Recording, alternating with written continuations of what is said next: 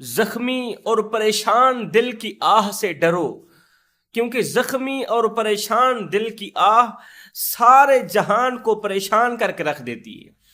کسی کی دل کو پریشان کرنے کا کبھی سوچنا بھی مت، کسی کو بے سکون کرنے کا کبھی سوچنا بھی مت۔ اگر ایسا کرو گے تو یاد رکھنا، کسی کا ہنستا بستا گھر اجاڑو گے تو یاد رکھنا، زندگی میں کبھی بھی تم سکھ کی سانس نہیں لے پاؤ گے۔ کسی کی زندگی اجیرن بنانے والوں، کسی کو پریشانیوں کی دلدل میں پھنسانے والوں، زندگی میں کبھی پھول کر کے بھی اگر ایسا کرو گے تو یاد رکھنا تمہاری زندگی میں سے سکون، چین و قرار کا جنازہ اٹھ جائے گا۔ تم ساری زندگی سکون کی سانس نہیں لے پاؤ گے۔ اور اگر تم کسی روتے ہوئے کو ایک پل کے لیے مسکرا دو، کسی روتے ہوئے دکھی انسان کو ایک پل کے لیے مسکرا دو، ایک پل کے لیے خوش کر دو، تو قسم خدا کی اس کی ایک مسکراہٹ کے صدقے اللہ تعالیٰ تمہاری نسلوں کو آباد کر کے رکھے، اللہ تعالیٰ تمہاری نسلوں کو آباد کر دے۔ کسی روتے ہوئے انسان کو ایک پل کے لیے مسکرا دینا، اس کی پریشانی دور کر دینا، اس کے دکھ بانٹنا، اس کے غم سننا، اس کے سینے کا بوجھ ہلکا کرنا، یہ میرے اللہ کا بہت ہی پسندیدہ عمل ہے۔ اور یاد رکھنا، غریبوں پر ظلم کرنے والا شخص، غریبوں کا حق مارنے والا شخص زندگی میں کبھی بھی اچھا وقت نہیں دیکھ سکتا۔ اس کی زندگی میں اللہ تعالیٰ کبھی بھی اچھا وقت نہیں لے کے آئے گا۔ وہ ہر وقت ہر گھڑی ساری زندگی پریشانیوں کی دلدل میں پھنسا ہی رہے گا۔ جو شخص اپنی طاقت کے بل پر، اپنی قوت کے بل پر، دبدبے کے بل پر غریبوں پر ظلم کرتا ہے، غریبوں پر وار کرتا ہے، وہ ایک شخص تھا اپنی طاقت کے بل پر، قوت کے بل پر وہ کمزور اور غریب لوگوں سے سستے داموں سے لکڑیاں خرید لیتا، پھر بازار میں جا کر مہنگے داموں میں بیچتا اور بڑا نفع کماتا۔ اپنی طاقت کے بل پر غریبوں سے سستے داموں سے لکڑیاں خریدتا، بازار میں جا کر مہنگے داموں میں بیچتا اور بڑا نفع کماتا تھا۔ اور غریب لوگ، مزدور لوگ، کمزور لوگ اس کے حق میں بد دعائیں کرتے تھے، اللہ اس کا ستیہ ناش کر دے، اسے سبق پڑھا، یہ تیری مخلوق کو پریشان کرنے سے باز آ جائے۔ دولت کے نشے نے اسے اس طرح گناہوں کی دلدل میں پھنسایا، اس طرح گناہوں کی دلدل میں پھنسایا کہ باہر نکلنے کو کوئی راستہ ہی نہ رہا، باہر نکلنے کے راستے بند ہو گئے۔ ایک دن ایک اللہ والا اس ظالم شخص کے پاس آیا، کہنے لگا، او ظالم، تو کاٹتا ہے کیا تو سانپ ہے؟ تو ڈستا ہے کیا تو بچھو ہے؟ اور کیا تو الو ہے جہاں بیٹھتا ہے تباہی پھیر دیتا ہے، ویرانی پھیر دیتا ہے؟ اور اللہ کے عذاب سے ڈر۔ اللہ تعالیٰ جب پکڑتا ہے نا تو پھر اگلی پچھلی برابر ہی کر دیتا ہے۔ اللہ تعالیٰ نے تجھے طاقت ہی کیا دی، تجھے قوت ہی کیا دی، تو اپنی اوقات بھول بیٹھا۔ قبرستان میں جا چکر لگا گیا، تیرے جیسے لاکھوں طاقتور لوگ مٹی کا ڈھیر بنے پڑے ہیں، ان کے موٹے تازے بدن، طاقتور بدن خاک میں مل گئے، ان کا زور آور قد مٹی کا رزق بن گیا، ان کی ہڈیاں گل گئیں، ان کا شہرت یافتہ نام مردوں میں تبدیل کر دیا گیا، ان کا خوبصورت مکان قبر میں بدل دیا گیا، ان کا لٹھے کا سوٹ کفن میں تبدیل کر دیا گیا۔ اور تو کس باغ کی مولی ہے؟ اللہ کے عذاب سے کیوں نہیں ڈرتا؟ تو غریبوں پر کیوں ظلم کے پہاڑ کڑکا رہا ہے؟ اس نے کہا، جا جا او اللہ والے، 2 ٹکے کے فقیر، جا یہاں سے دفع ہو جا، تیری نصیحت مجھ پر کچھ اثر نہیں کرنے والی۔ ہے دولت کے نشے نے اسے اس قدر اندھا دھند کر دیا، اس قدر اس کی آنکھوں پر غفلت کا پردہ چڑھایا۔ دولت کی ہوس نے اسے کہا کہ کیوں نہ اپنا گھر بار سب کچھ بیچ کر غریبوں سے، کمزور لوگوں سے سستے داموں سے لکڑیاں ایک بار اکٹھی خرید لے، پھر صبح شہر جا کر بیچنا، ایک ہی دن میں تو مالا مال بن جائے گا، ایک ہی دن میں تو امیر ترین بن جائے گا۔ شیطان نے اسے اس طرح کا مشورہ دیا اور وہ ظالم انسان شیطان کے شکنجے میں آ کر اس نے اپنا گھر بار بیچ ڈالا۔ ہر قیمتی چیز بیچ ڈالی، پورا دن غریبوں سے اپنی طاقت کے بل پر، قوت کے بل پر سستے داموں سے لکڑیاں خریدتا رہا، پورا دن اکٹھی کرتا رہا۔ اس کے پاس جتنا پیسہ تھا سارا کا سارا اس نے لکڑیاں خرید کے ایک سائڈ پہ رکھ دی۔ جب رات کا دوسرا پہر آیا، دوسرے دن کا انتظار کرنے لگا کہ صبح کا سورج طلوع ہوتے ہی میں یہ لکڑیاں بیچ دوں گا اور میں ایک ہی دن میں مالا مال بن جاؤں گا، میں امیر ترین بن جاؤں گا، لوگ میری امیری پر رشک کریں گے۔ لیکن وہ نادان نہیں جانتا تھا کہ اللہ کا ترازو تو انصاف ہی تولتا ہے، وہ رب کبھی دے کر آزماتا ہے اور کبھی لے کر آزماتا ہے۔ صبح کے سورج کے طلوع ہونے کا انتظار کرنے لگا، رات کا دوسرا پہر تھا کہ اچانک اس کی لکڑیوں کو آگ لگ گئی۔ اس کی زندگی کی ساری تمام کی تمام جمع پوجی کو، اس کی ذخیرے کو آگ لگ گئی، ساری کی ساری لکڑیاں جل کر راکھ ہو گئی۔ ہائے، پھولوں کے بستر پہ سونے والا شخص دوسرے دن صبح سویرے خاک کے بستر پر سویا ہوا تھا، خاک کے بستر پر لیٹا ہوا تھا اور سر پیٹ رہا تھا، ہائے اللہ میرے ساتھ کیا ہو گیا، نہ جانے کس نے میری لکڑیوں کو آگ لگائی۔ کہنے لگا پتہ نہیں کہاں سے آگ آئی ہے، میرا سارا کا سارا ذخیرہ جلا کر راکھ کر دیا۔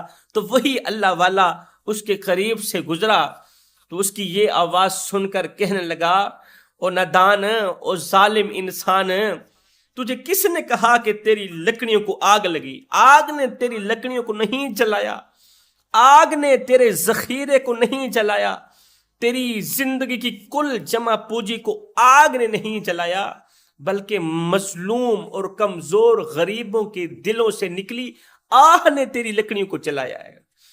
کمزور لوگوں کے دلوں سے نکلی آہ نے، دلوں سے نکلے دھوئیں نے تیری لکڑیوں کو جلایا ہے۔ تو اپنی اوقات بھول گیا تھا۔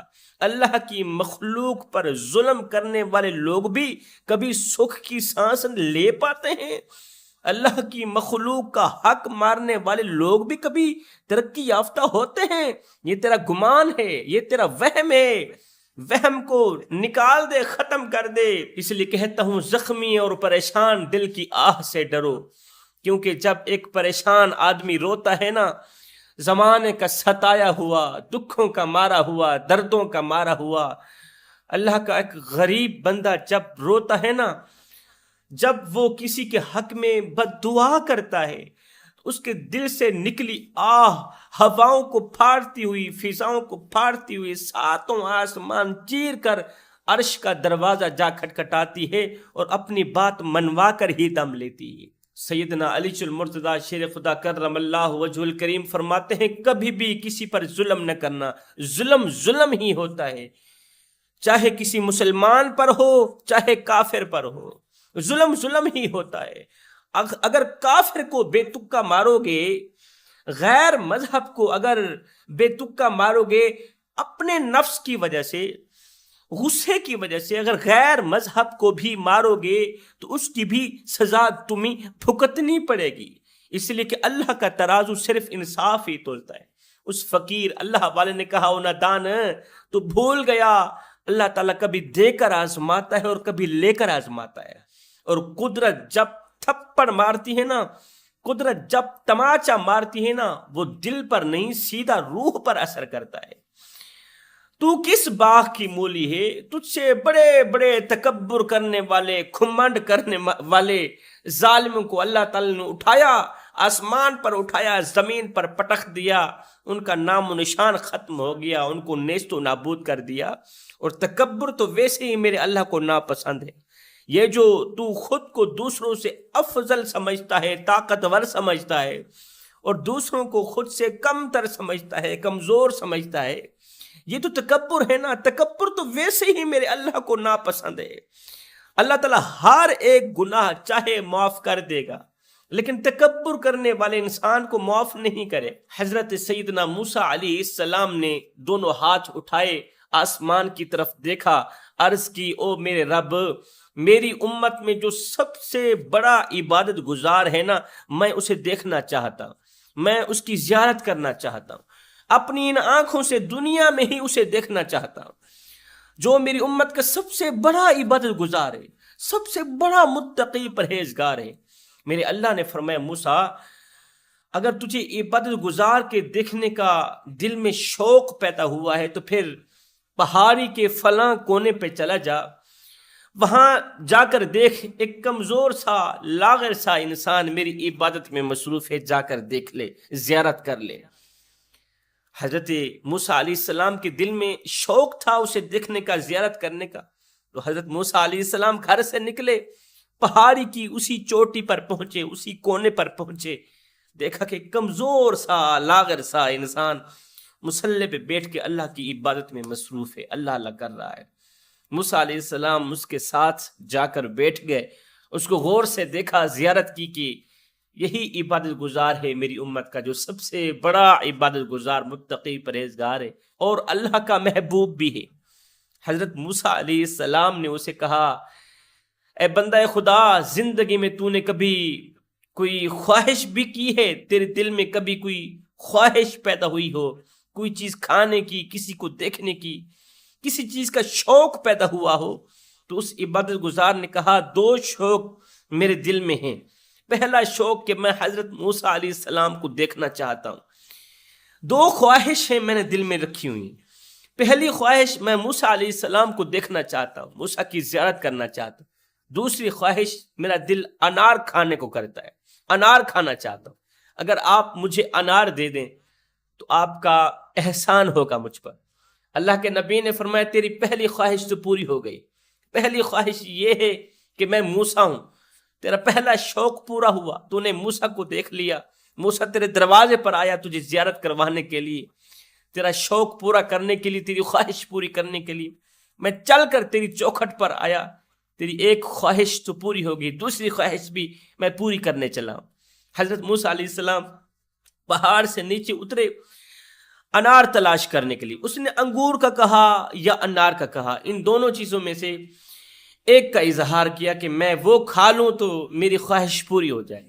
موسیٰ علیہ السلام پہاڑی سے نیچے اترے، انار تلاش کرتے رہے کافی دیر گزر گئی، خیر انار مل ہی گیا۔ انار لے کر دوڑتے ہوئے حضرت موسیٰ علیہ السلام جب پہاڑی کی چوٹی پر پہنچے، اسی مقام پر پہنچے تو دیکھ کر ایک دم آپ رونے لگے، زاروں قطار رونے لگے۔ اللہ یہ تو نے کیا کر دیا میرے مالک؟ آپ نے دیکھا کہ اس عبادت گزار کی لاش کو کتے بلے کھا رہے ہیں، وہ عبادت گزار مر گیا ہے، جنگلی جانور اس کی لاش کو کھا رہے ہیں، کھا گئے ہیں، ہڈیاں وغیرہ بچی ہوئی ہیں۔